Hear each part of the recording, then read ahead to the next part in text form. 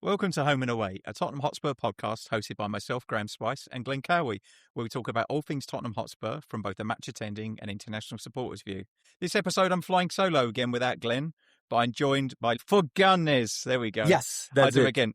Lucas Forganes from Saó That's Paulo. amazing. That's amazing. To talk a little bit about his love of Spurs, the Fulham game on Sunday, and then also to preview the Crystal Palace game this coming Thursday. A lot to get through, so let's get into it. Let me be the one that you turn to, someone you can rely on, closer each day, home and away. Welcome, Lucas. Apologies again for Thank you so butchering your name in the introduction. Seems to be my speciality. I don't expect you to pronounce it so much better than us, so no worries, mate. Seriously, it's a pleasure to be here, a pleasure to meet you, especially for me from Brazil, that not many times I have the chance to talk with Tottenham fans from here. So Yeah, it's a pleasure, really a pleasure. Well, it's really great to have you on. So I found out about you from a friend of mine, Alex Khalil, who I work with, and he's been to a few games with me, and I'm the one that basically converted him into a Tottenham fan as well. Great job. He did last weekend, or the weekend before. He said he was with some friends, and some of them were Arsenal fans. So now he said, "I'm never doing it again." So I've trained him well. I hope so. I hope so. So, really. I guess the first question for me is why Tottenham? So why Tottenham for you? I'll try to sum up the whole story behind it, but basically I did an exchange program in London back in 2016 to basically learn English, to get a proper English level so I could go to work and have a proper career here. It was like a 3 months time, so just to study English. But I always loved football. I supported Santos here in Brazil, and a dream of me was to watch a football match, like a proper Premier League team football match. And if you remember well, 2016, Kane, Son, Dele Alli, Eriksen, Wanyama, Dembele. It was a peak Pochettino. Of course, we were second best to Chelsea's Conte, actually. But the team was playing amazingly. I got luck to get some tickets to a Tottenham game. Went to the match, and I remember very clearly it was winter, so like 5 degrees, something like that. I walked away from the Seven Sisters station, and then the Google Maps was telling me to take a bus to get up the right road. I decided to just go walking, and you can see very clearly every single house with some Spurs flags. Like the whole neighborhood breathes the club. You know, this is not something usual here in Brazil. Really? I remember very clearly there was like a gentleman, a little bit older than, like quite older than me, to be honest, wearing just a t-shirt in 5 degrees, and you could see like very clearly a big Tottenham tattoo here, like the old hooligans thing was in my mind, you know. So this whole atmosphere, the whole stadium, you could see everywhere in the old White Hart Lane, watch us rise, and Tottenham was in the rise on that moment.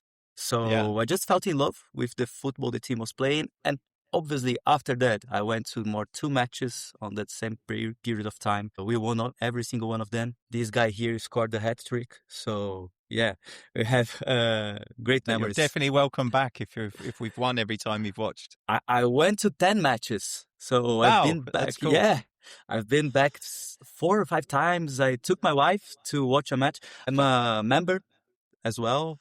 Fantastic. One Hotspur member. And obviously, it was just the beginning. For me, it's about to answer you properly, why do I support Spurs? I completely changed my life on that time, because right now, for example, I have a YouTube channel. It's not a football channel. It's a travel channel.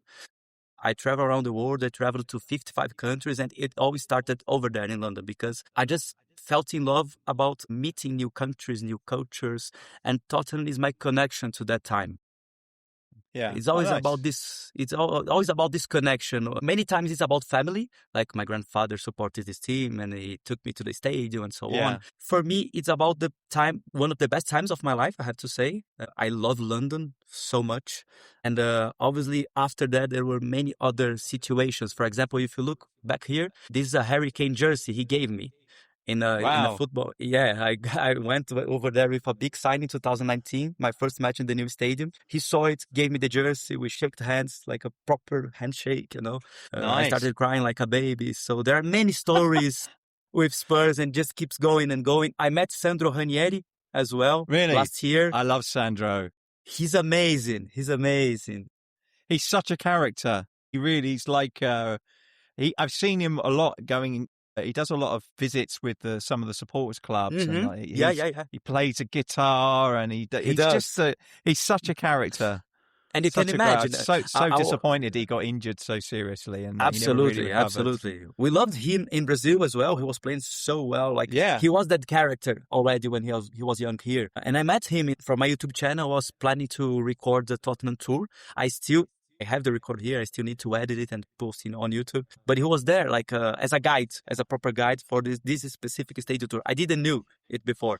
And then he came, like it was me and 4 other guests from Denmark, Netherlands, I don't know. And I just told him in Portuguese, "Hello, my warrior, I'm here." And he was like, "What?"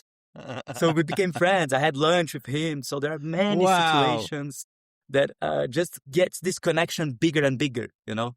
So, and I'm not a normal guy. I just love to be different, and support Tottenham in Brazil is just different. Which brings up a very good point. And the reason that I found out about you, Lucas, was Alex, good friend of mine, showed me a photograph of your signing your wedding certificate, and you happen to be wearing a Tottenham shirt at your wedding. Yes, it's a very simple negotiation with my wife. Now my wife, before my girlfriend. I think it was in 2017, actually. I just told her, like, kind of joking, but she accepted. You have 2 choices. You have to choose between 2 options.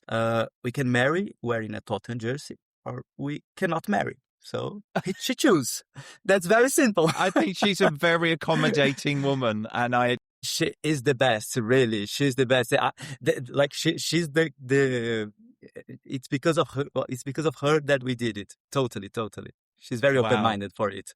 But yeah, it was a way to express my passion and express our way of life, if you know what I mean. Yeah. Another question. So we tend to ask this to everyone. So you're only, at the moment, you're only 3 hours behind us. Yes. In Sao Paulo, yes. right? So it's not that bad. So like really. some of the guys in the States who have like 7 or 8 hours time difference can be quite difficult, especially for like lunchtime kickoffs. They meet at the pub at 5 a.m. and stuff like that. So at least you don't have that problem. Fair play to them. That's commitment, right?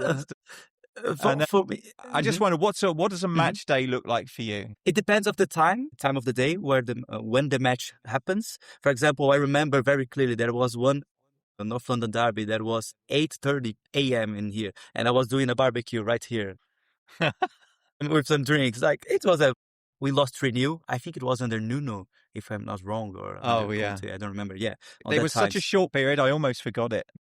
I couldn't after this barbecue, but it's not a big problem here. To answer the question, we have ESPN here, and they show every single match of the Premier League, so it's quite easy to follow it. And we have many podcasts. This is a very go on. It's a very common story that we in the UK is the only place where you can't watch all the games because of they have this 3 p.m. blackout on a Saturday.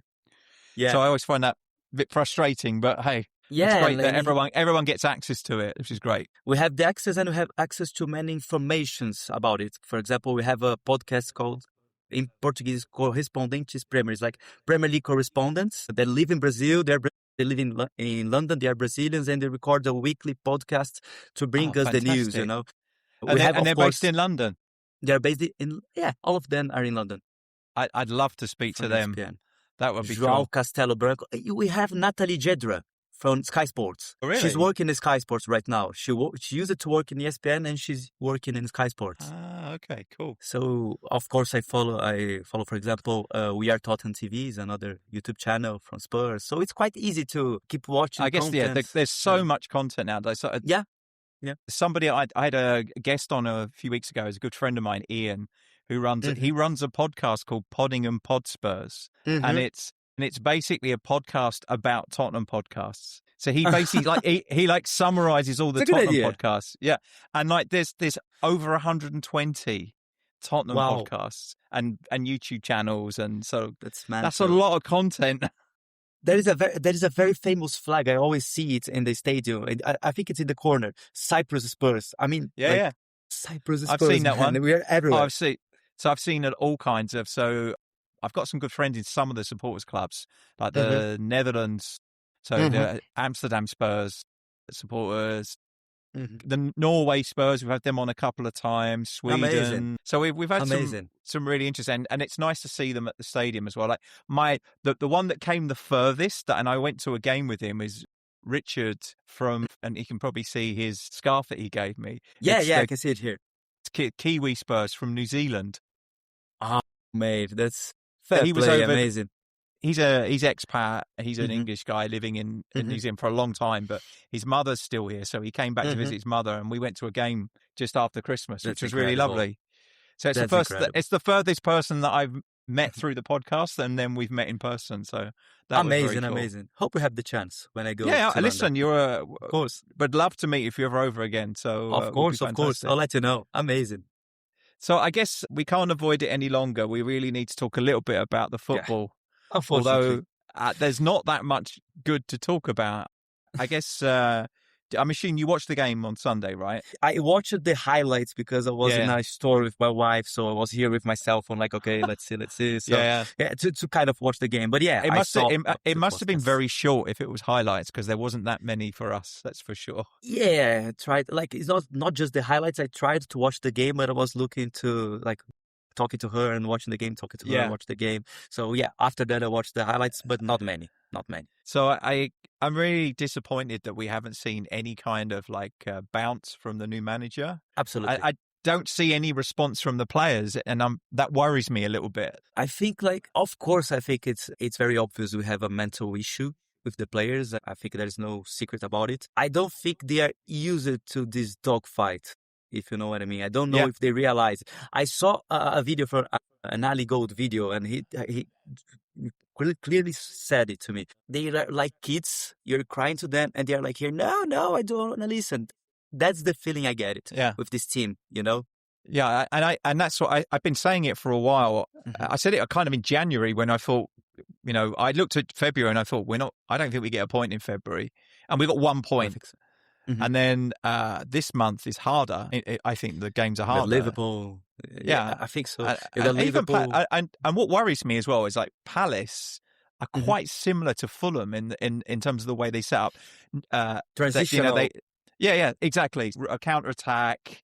They'll be quite solid, and then they'll hit us on the break. And that's exactly what Fulham did. And we were exposed so easily. It was 2-1, but we could easily have been 3 or 4 down by the time we got the one goal back.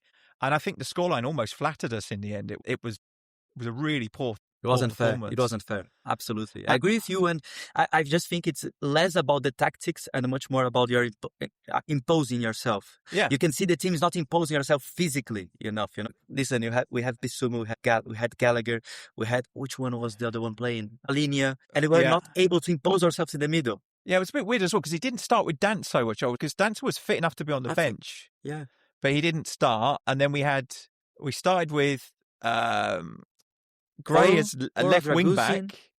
So we had some really weird team selection choices, I thought. I can see, I understand what he's trying to do with Gallagher.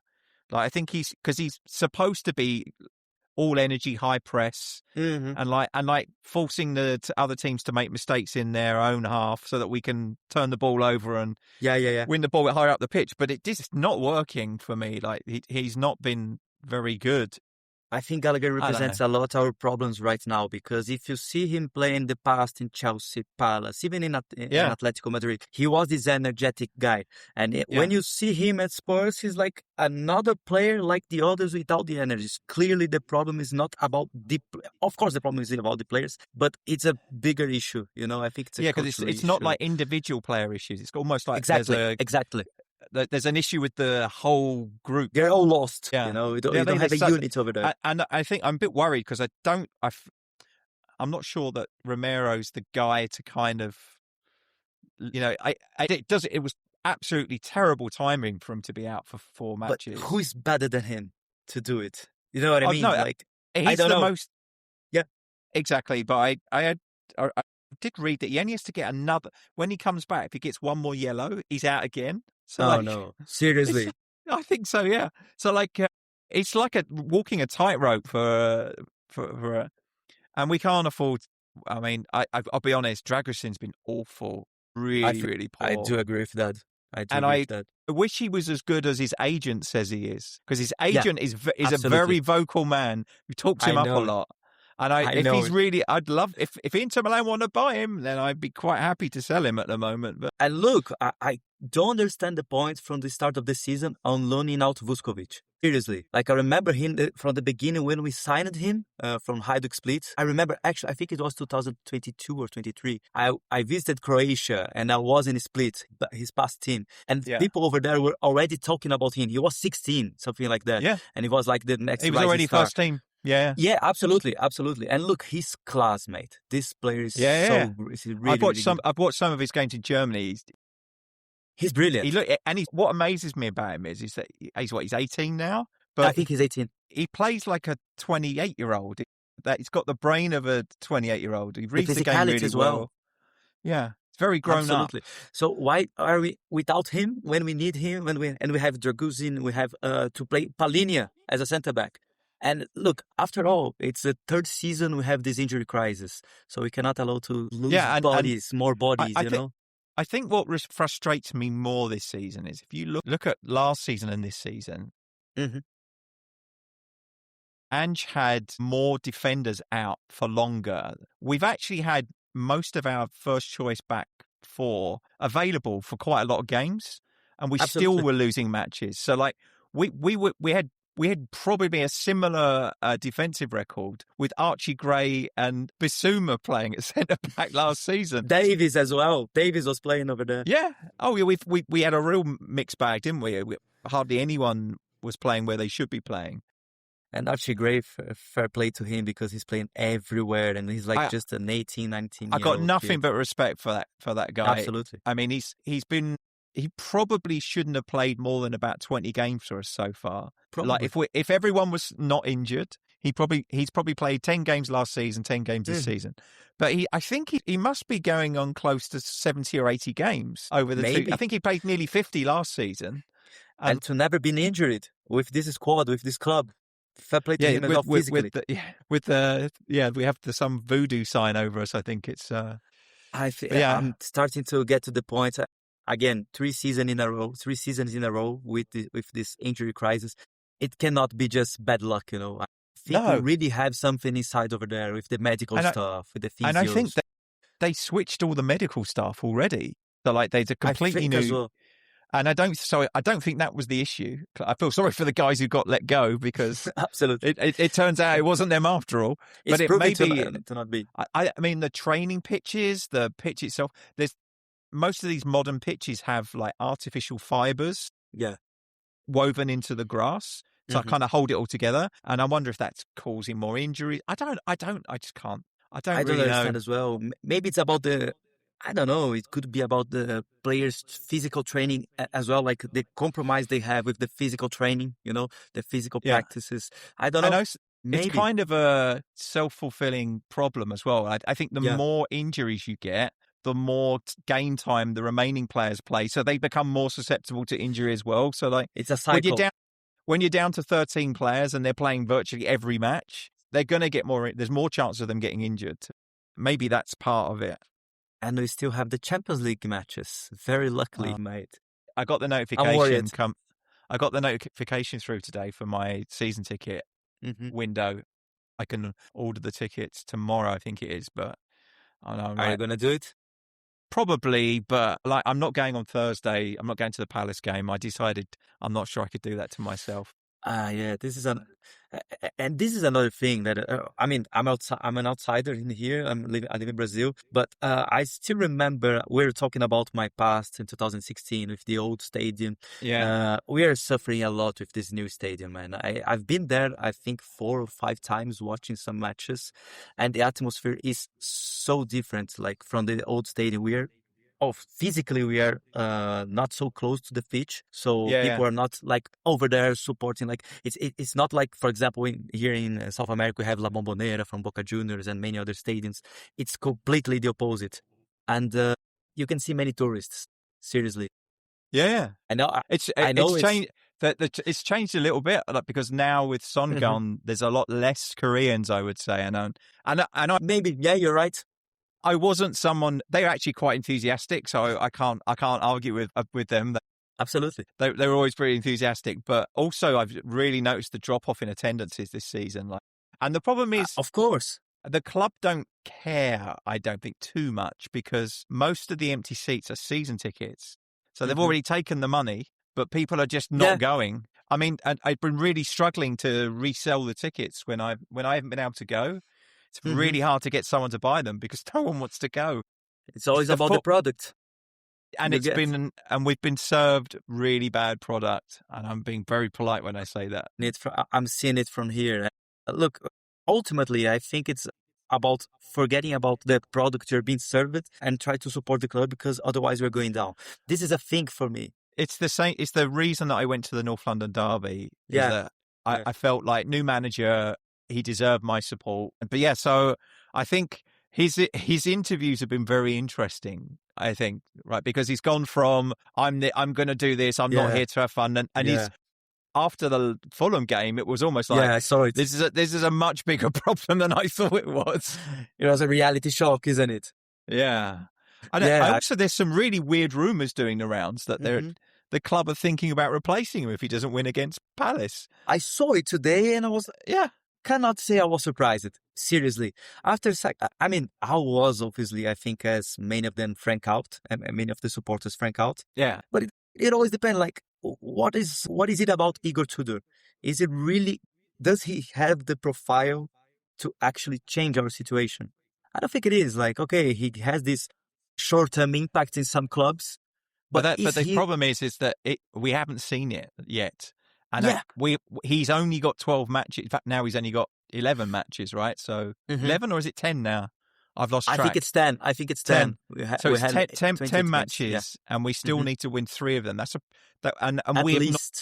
We have not got anywhere near a 30% win rate this season. Like, our win rate's like 20% or lower. I think it's terrible, and it's mental.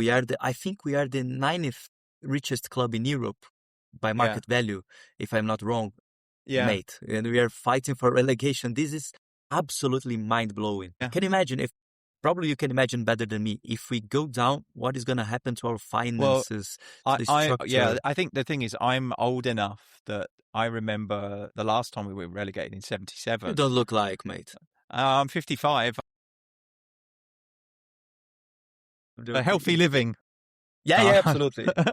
No, it absolutely is not. I suppose that's one thing I don't drink. So, it helps. I remember it, but the difference now is the difference between getting relegated in 77 season and now is that today the club, the whole industry is built around money. So, in 77, the difference between a League Two and a League One team, as it was at the time, was not so much. Yeah, because most of their money came from gate receipts and merchandise, not from TV. Or the TV, it was hardly on TV. Like, as a kid, match of the day, highlights, and then maybe 1 or 2 games over a weekend would be shown, like a big match. Oh, really? Wow. Yeah, really, not much at all. Maybe the FA Cup games would get shown, so it was all on terrestrial, on on BBC or ITV, the national broadcasters, and so really the difference, you'd still get like good gates in 77 for second division matches for Tottenham, because people would just go. But now, like a 62,000 seater stadium in playing against Preston North End or Wrexham or any of these other teams that we could end up playing against would be catastrophic, I think. I think there is a clause in many players' contracts about reducing their salary by 50% if you go down. Yeah, but then most of them would push to leave, I think, anyway. Absolutely. So I think the squad rebuild would be it would happen, because I don't think we'd have a choice, because we'd also have to lose probably half the salary weight from the team as well. But it might mean that we finally get the clear out that we've probably needed for a few years now. Like, the squad has been poorly constructed with too many average players, too many similar players. I feel like there's a lot that needs to be done there, but I don't. Yeah, you don't need to be relegated for that. No, exactly. I'd rather we weren't. I'd rather we just do it in the summer, while with a Premier League again in the next season would be just lovely. I'm hoping we have like a very similar situation to Everton a couple of years ago when they fought against relegation for 2 or 3 seasons in a row, if I'm not wrong. And Yeah. then I don't know exactly what happened. Maybe with the new stadium, they start to go mid-table again. So they're now a proper I think team, you know? finding the right manager that's a Yeah. good fit for the team. Like Moyes has always been a good fit for Everton. Yes, you're right. And you know, they usually say this is the thing about like, a lot of people have said to me that we shouldn't go back to Poch because I was going to ask about it. never go back, right? But Moyes' second time at Everton, and he did it 2 times at West Ham as well, and he did a really good job at both of them. Yeah. I think the thing is he understands the club and the supporters, and I think there's a lot to be said for that. And I think that if you think about the first season that Poch was at Tottenham, Mm-hmm. he inherited a fairly ugly squad, and I don't mean that they were unattractive men, but I remember. it was really a mixed bag. There were some really poor players, and there were a lot of senior players that weren't interested, and he got rid of them all. So we ended up with quite a youthful squad after the first season. He got rid of Cabal, and I can't remember, there's a couple of other players. Soldado, if I'm not wrong. Yeah. Soldado as well. And there's a couple of midfielders, I can't remember the names now, but he really Paulinho, just anyone who wasn't Brazilian one. anyone who wasn't on board was gone. And I think and we ended up with like a lot of young players coming through around that time, which was, I think, became the core of his team going forward. And I think we could kind of do with something like that now, but it needs to be the right person, because you need to get the buy-in from the players and the squad, and not be afraid to make difficult decisions as well. And ultimately, we need to choose the right youngsters to be on the team as well, and the right experienced players. Because if you look at the squad right now, we do have many talented players, young talented players. Bergvall, Archie Gray, of course. We have Trecusin. We were talking about him right here, but well, he was a young talent. We have Vuskovic that is playing in Hamburg SV right now. And many others. We've got Mikey Moore, who's been doing really well at Rangers. Look, Van der Ven is 24 or 25. He's too young. So we have many young players, but where is the spirit of the team? I think that's the problem. I don't see over there like this desire to be a Tottenham player from these guys. You know, it's about like, okay, my feeling is, if we go down, they're thinking, if we go down, I'm just going to another club. This is not my problem, so I'm not going to give 100% here. We have Xavi, another very young talent. That's not... Look at Xavi against Fulham. He was anonymous over there. Yeah. So I do understand your point, and I do agree with the point about Pochettino. I was exactly the same. Don't go back to your roots. Like, not to your roots, but to your old manager that you already sacked before. But I think he's the only one that actually understands the club, even considering we don't have Levy right now, and they had this connection between them. Yeah. It's a very different club right now from the one that Poch found. I hope so. I really hope you're right. I'm concerned that Daniel Levy was the figurehead, but actually it's the same people behind him that maybe didn't invest when we needed it before. I'm worried you're going to miss him. I'm really worried we're going to miss him. Which I don't think there's many people who could have predicted any of us saying that. But I think that when Poch was the last couple of seasons, and he knew that the squad needed this massive overhaul, and he said it in interviews, and like to anybody who would listen, you know, there's no point in having this new stadium if we're not investing in the. I think he said, you know, there's no point building a house if you don't put nice furniture in it. I think it was Josie that said it. I think it was Josie right after him. No. That's true. I think so. Yeah, we'll see. I guess. That's the summer problem. The other one that's been linked, who I absolutely don't want to see at Tottenham, is De Zerbi, because he's next Conte. He's absolutely mental. I think this club is a basket of. It's mad, this club, and the last thing we need is someone who's even more mental than the club is. So I think that would be a bad mistake. And also, I'm not keen on the fact that he seems to have collected sex offenders at Marseille. So, like, seriously, he's got at least 2 players there that left the Premier League because I got a point. Greenwood, isn't it? He's over there, I think. Yeah, and there's a couple of other problems as well. So we need a proper manager. Not just a head coach, someone that can make the connection between the board and the players. to become much better. I think to get it as a unit. And as well, of course, there's a big problem and that big issue many people are talking about. It's the wage structure. I think we're going to sort it out for the next season if we stay up. But I guess I think if we sort it, I think that you're right. I think the money won't be the issue. Let's assume we don't go down. mm-hmm. Let's try and put positive. Let's try to do it. Let's try and hope for it. What I'm then not worried about is the investment in the players and the salaries.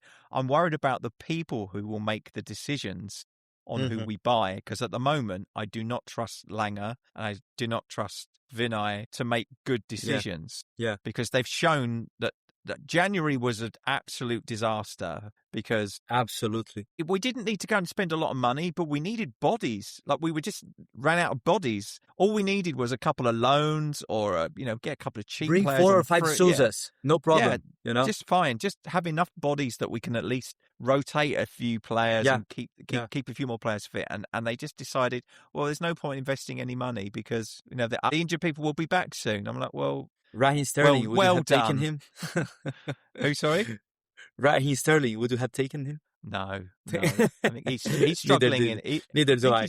He went to Feyenoord. Is it Feyenoord? He's in Netherlands. I think it is Feyenoord. I think it's Feyenoord. I don't think he's going. I don't think it's going very well for him.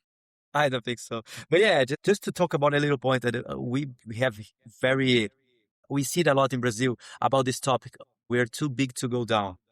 In Brazil, we have at least 12 massive clubs, because Brazilian football was built around the states, not around the country, because we are a continental country. So we have 4 big clubs in São Paulo, 4 big in Rio, 2 big in Minas, in many different states. So we ended up with this big structure with many massive clubs. 12 big clubs in one league of 20 teams. You see many of them going down many times. So we see it happening a lot. That's why I'm so much worried about we going down, because it is possible, and we see it a lot in Brazil. It's not about just being the heavy t-shirt, We always talk about, Tottenham is about Big Six, mate. This Big Six is over. We have Newcastle, we have Aston Villa, we have many other clubs that are rising as we were in 2015, 16. Yeah, and exactly. If we do not wake up, we're going to end up like Botafogo did here in Brazil, Internacional, Grêmio, Corinthians, even Palmeiras. Palmeiras is the second best team in Brazil right now. I saw them going down twice. Yeah. Just during my lifetime. I'm 31. So it can happen, and people need to wake up for that, seriously. Yeah, and most importantly, the players need to wake up. Of course, they do. They really do. Yeah, I'm really worried about it. Yeah, so I guess we need to think about the next game now at Palace. Yeah, so we do. I don't know. No, I don't think we've got anyone else coming back. Romero's out for this game. I think this is his last game out. Maybe Spence coming back. Yeah, that was a bit weird, because I think he was going to be in the squad, but he got injured. Me neither. Yeah, me neither. Because he didn't even make the bench. So hopefully he returns, because it gives the problem is in the way that Tudor wants to play. I think he has to play on the right. Because he's right-footed, and he wants wing backs who can get round and put crosses in, and of course he's going to have to cut inside all the time. If you're playing with wing backs, I think he needs to play on the right. If you're playing with full backs, then I accept him playing on the left. Exactly. And I guess the thing is that he started with a back 4, which Tudor doesn't usually do. Yeah, it was like I guess he was just trying to play with the players he had available, and that was the only thing he could do. Like he couldn't really have a back 3 without taking Palhinha out of the midfield, and he probably felt he needed him. Yeah. I think he needed that's the weirdest thing. He had so many defensive bodies over there, like a back line of four back line, and then he had 3 defensive midfielders.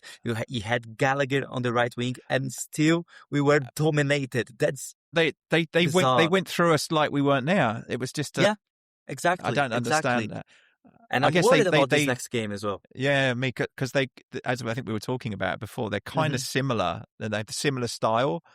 And that worries me. And I think they're more capable of punishing us than Fulham are if we let them. And they are fighting more for the not being the relegation battle as well. So maybe they have that a little bit. I think they're almost safe now. They've got like 35 points or something. Yeah. They've done really well to get out of it. They still have Mateta, given that their manager's already checked out and Yeah. Would you it's a accept bit of a him? mess. No, Would you accept him? No? no, Seriously, why? it's too pragmatic. I'd be bored. Fair play. It would be like Nuno all over again. Oh, don't tell me that, mate. Yeah, I do appreciate him more than Nuno, of course. But if you look at it, He's been very successful. I've got nothing against he was the guy, champion. but it's like Thomas Frank. Thomas Frank did a really great job at Brentford. I don't dislike the guy. Mhm. It Yeah. just wasn't a good fit at Tottenham. It just didn't work. Maybe he finds I think he might end up at Palace actually next season. Maybe. I don't know, Yeah. because he was FA Cup winner with Palace. Who was it before him? No one's. No, it's their Maybe first. he can get. Yeah, he's the first champion with the Crystal Palace. That's my point. So Yeah. probably he can get a job in like a mid-table team. Like, Oh for yeah, example. no, he won't have a problem getting another job. Yeah, no, absolutely. problem. But about the game, I'm worried as well as you are. I think this had to, again, the big problem for us, I think, is the atmosphere. Because if you do not start pressing high, like trying to dominate the position, the atmosphere can very quickly turn against us. Yeah. So I think that's the main thing. It And doesn't matter which one's who's the opponent. And I don't think that. I think Tudor's had a bit of a honeymoon. Like, he's had a few games where the supporters have been pretty good, but if we have a really bad performance against Palace, that could turn quite quickly. And it's gonna start turning against the players, not just turning against the coach, Yeah. as it was before with Frank. Because two different coaches now have the same players. What is going on with these guys?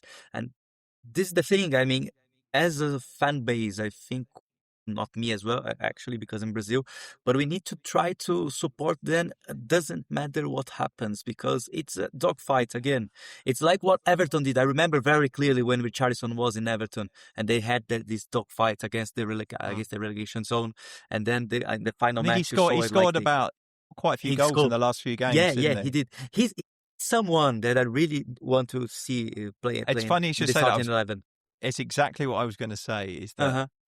He really made a difference when he came on against. He's Fulham. A character, man. He's a character, and he at least will go out and fight for it. So I'd like to see him start against Palace and Tell as well.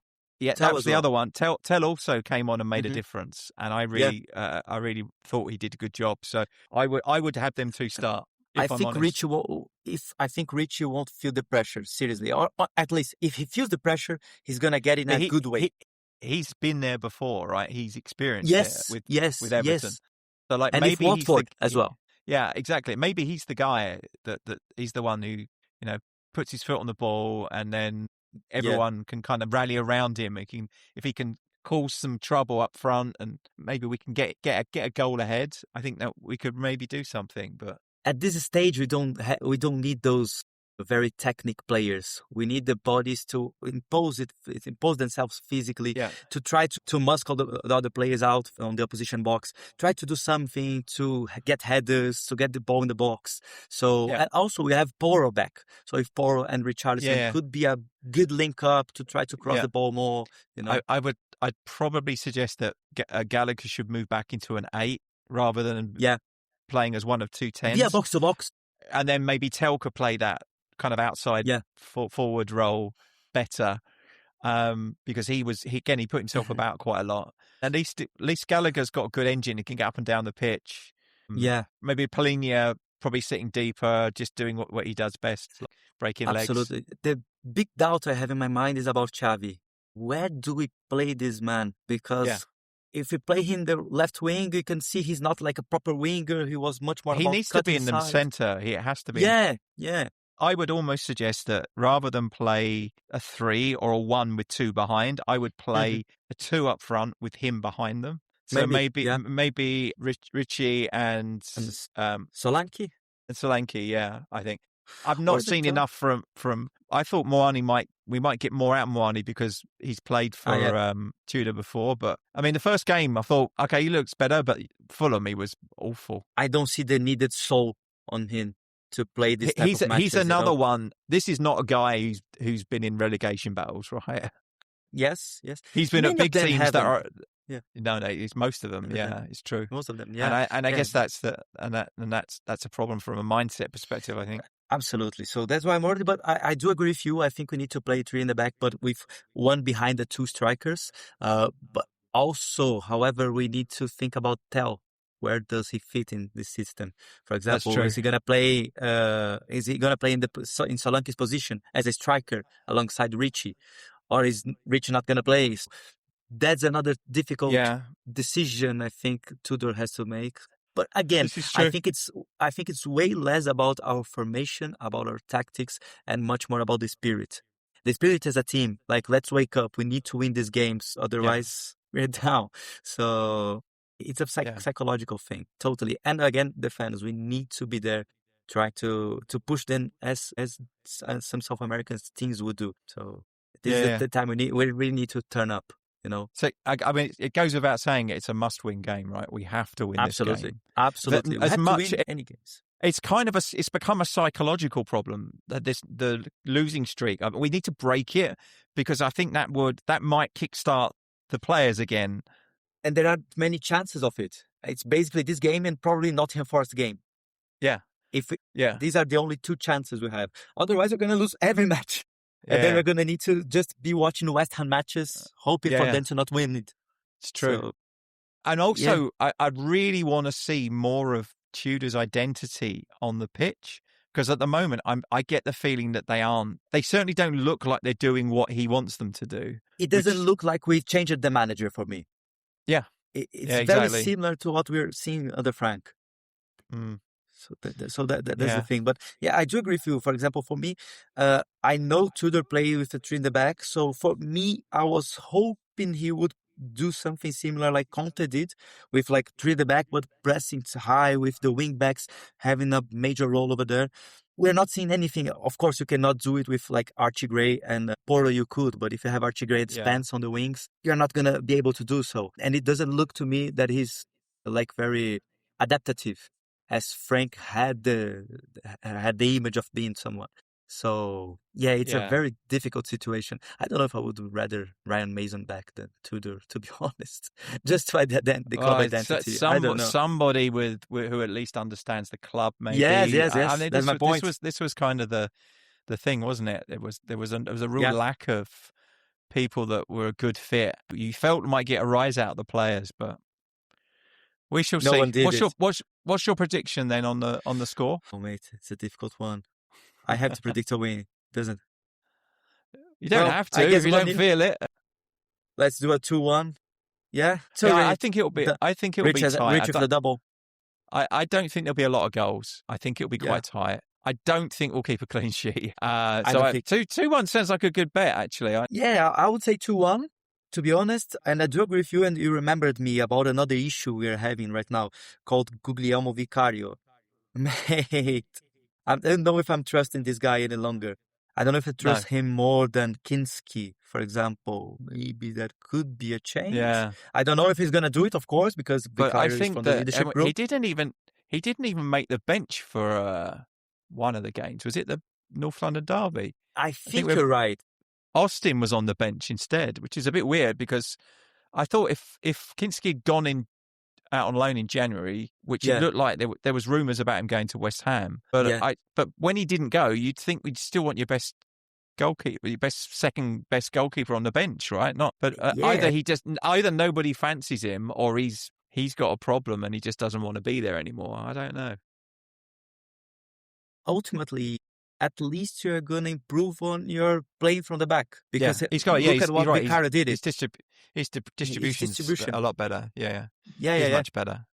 At least you have this problem solved. Okay, he may not be a better shot stopper than Vicario, but also Vicario is not doing a proper job as a shot stopper right now. So isn't it? We don't lose anything by trying it, right? Yeah. That's my point. So 2-1. Let's see if we get it right at least. Sounds good. Yeah. Well, I hope so. Totally. I mean, really, luck has to change at some point.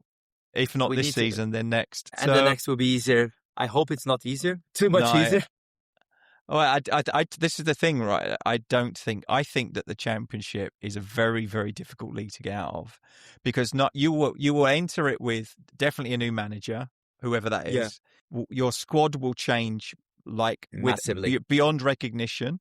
Yeah, and then someone has to build something out of the ashes of what we've got left behind. Bearing in mind, the people that are left are the same people that got you relegated, right? So they're all going to be depressed and not interested, and someone's going to have to find a way to lift the team up. And you can see it. It's why a lot of teams end up going down twice in a row because totally. they still got the mindset and they can't get out of it. Luton, for example. Yeah, it's a very recent example, if I'm not wrong. Yeah, good example. Town. Yeah. Yeah, and can you imagine that big, massive stadium, like that spaceship in N17, so having some championship matches? I don't even want to consider it. But it's impossible to imagine. It's impossible to imagine. That's why, again, these players need to wake up seriously. The club needs to wake up. Like the president, like Vinay, Johan, to be more active, not just on the media, but also in the backstage with the players. I think this is the moment. Every single person from the board needs to be over there trying to do something. Just show they are worried. So the players then can see, okay, this is a situation. I never saw this guy in the training pitch. This is something very common here in Brazil. When things are going wrong, you start seeing the big guys over there. It's like Marinakis is very much like that, the Forest owner, right? He's like, you struggle to keep him out of the dressing room. Like he's... you don't need to act like him. Let's see. No, please don't. No, please, if anyone's out there, please do not act like him. Yeah, obviously, but you need to at least show there is a problem over there. Yeah. So the players wake up. You know what I mean? So, yeah. I think maybe the problem is they're so well protected, the players. They have so much money. They have great contracts. They know they can get a job earning more money probably than we're currently paying them. So it's like, it's very difficult, I guess, if you've lost them already, then I don't think there's any recovering from that. And you may as well play the young players and like at least have someone who's got a bit of fight in them, because I think that's what's missing. It's not the technical ability or the formation. It's, as you said, it's the mentality. Absolutely. We need mentality monsters. Yeah. Yeah, look at the squad. Xavi Simons was set to go to Chelsea back in June, July, August. So he is a class player, for example, and we signed him. I remember when we lost Eze to that team that I cannot pronounce the name. When we lost Eze, like we signed Xavi instead. And many people here in Brazil as well, they were saying, I think Tottenham did well in this one. We got the better player maybe, but look what happened. For example, I still think he's a good player. I don't think we've really struggled to play him or to create a team that plays through him more. He's been marginalised a lot in games, and I think that's been a problem. And I also think it's took him a while to get up to the speed to English football, because it's more powerful physically as well. Yeah, he looked like a little kid for the first few games, bouncing off the men.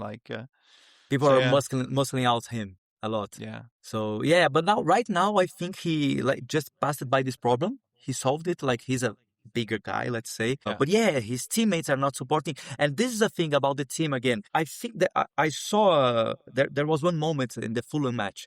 I think it was Archie Gray saw himself against two guys from Fulham. I think it was Iwobi and another one. And firstly, just look at the situation. Okay, it's not for me to go back. Then Xavi look at the situation. Oh, it's not for me. Then Archie Gray saw himself against two guys. Like, where is the help?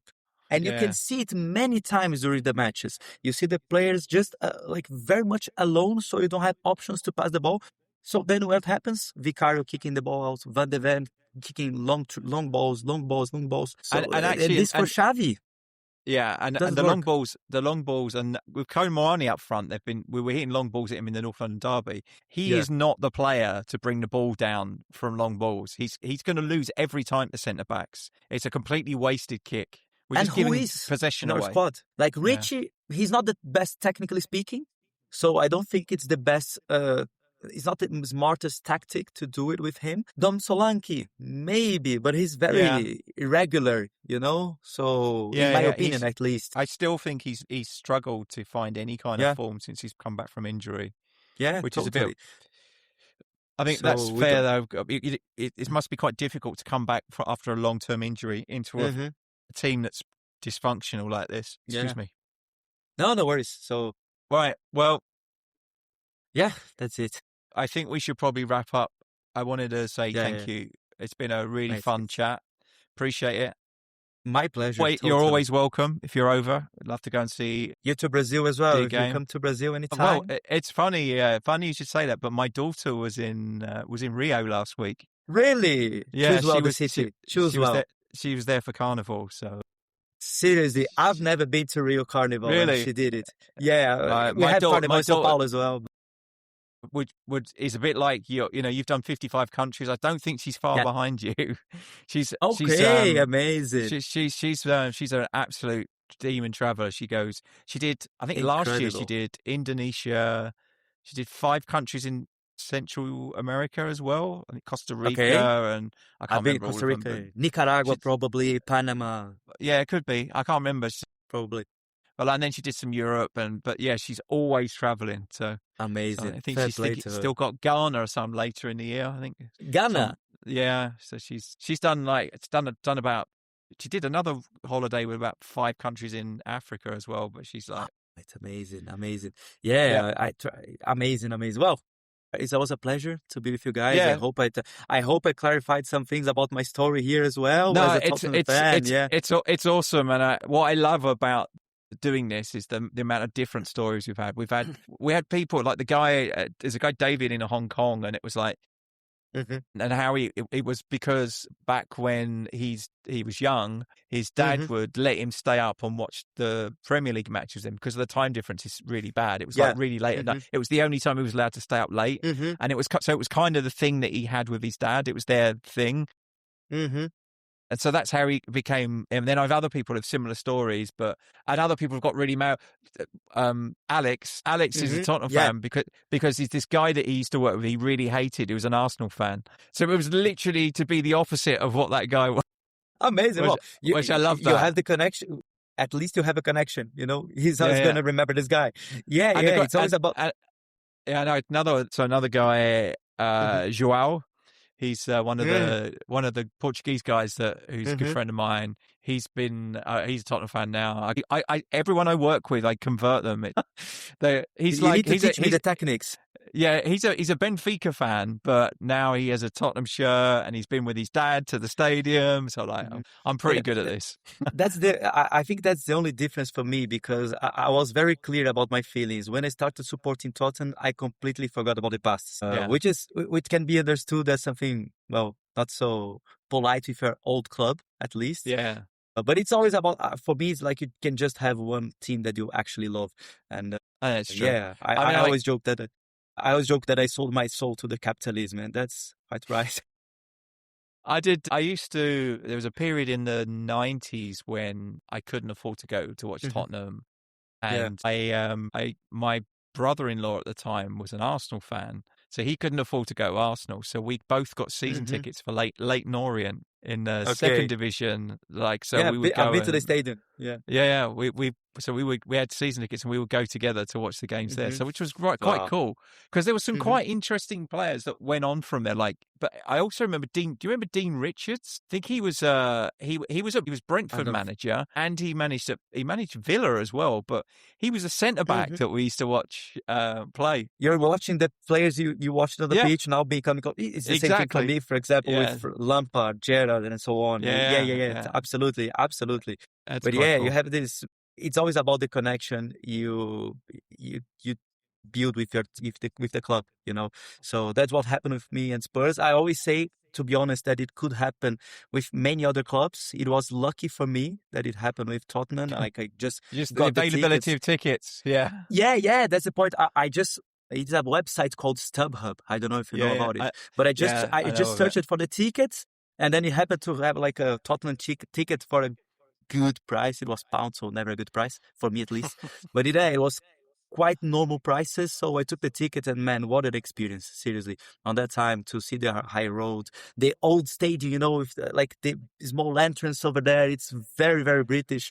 With the police officers Yeah, with the the horses, horses, yeah. very very British. I was drinking a beer in my first match in the streets, and I didn't knew that you cannot drink on the streets, like right in front of the stadium.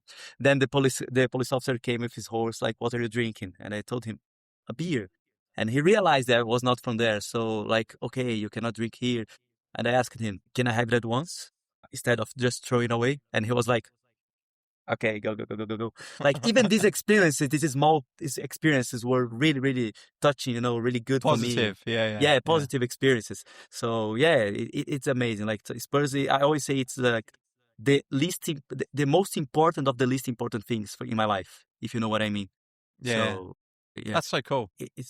And this is also a tattoo. This tattoo here is the Tottenham Foundation year, Oh, wow. 1882. So always with me. Fantastic. Yeah, that's Listen, it. Lucas, it's been a pleasure, really. So My pleasure, absolutely. I'll just wrap us up. So thanks to everyone who's been listening. Please like and subscribe to the podcast to tick all the algorithms so we can get in front of more Tottenham supporters. And let us know in the comments what your thoughts are on the Palace game. And to close us out, come on, you Spurs. Come on, you Spurs. Let me be the one that you turn to, someone you can rely on, closer each day, home and away.